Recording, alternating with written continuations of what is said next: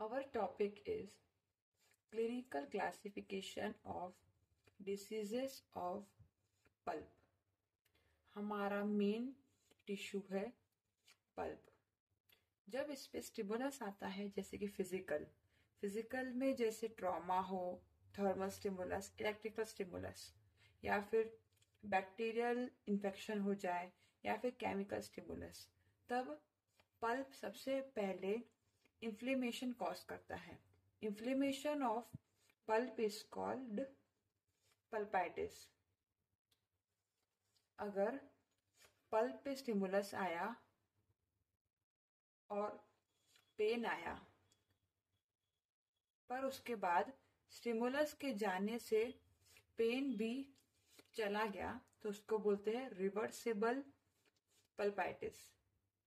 अगर reversible pulpitis कुछ घंटों या दिनों से है तो उसको बोलते हैं अक्यूट रिवर्सिबल पल्पाइटिस। बट अगर वो महीनों से है तो उसको बोलते हैं chronic reversible pulpitis. Second option है इरिवर्सिबल पल्पाइटिस। तो अगर इनिशियल स्टेज है तो अक्यूट इरिवर्सिबल पल्पाइटिस, इसको हम सिम्टोमेटिक इरिवर्सिबल पल्पाइटिस भी कहेंगे क्योंकि इसमें पेन होता है। सेकेंड स्टेज है later stage, that is called as chronic irreversible pulpitis.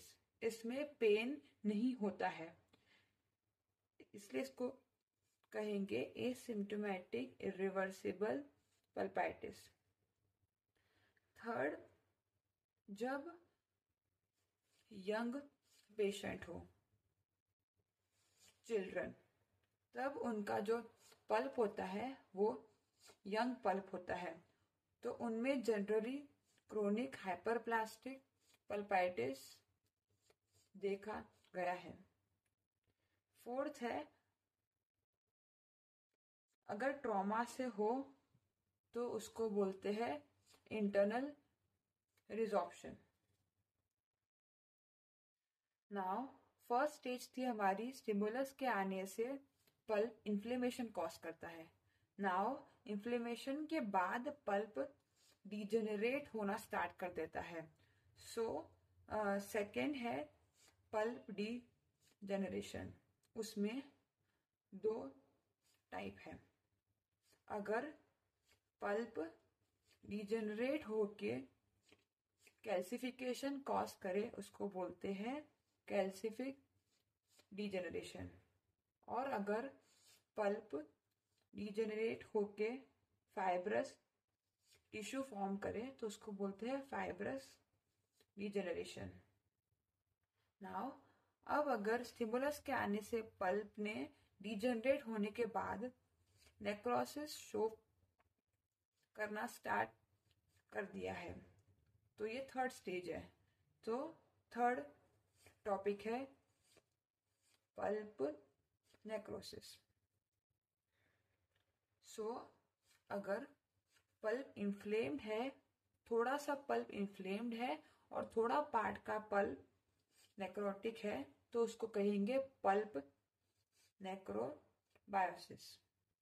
Second, if pulp is necrosed but उसमें कोई इन्फेक्शन नहीं है और कोई पेरिअपाइकल रेडियोल्यूसेंसी नहीं है, तो उसको कहेंगे पल्प नेक्रोसिस। नाउ थर्ड, इसका सब टाइप है पल्प नेक्रोटिक भी है और थोड़ा सा पल्प इन्फेक्शन भी है, तो और इसमें पेरिअपाइकल रेडियोल्यूसेंसी भी है। सो ये था हमारा classification of diseases of pulp.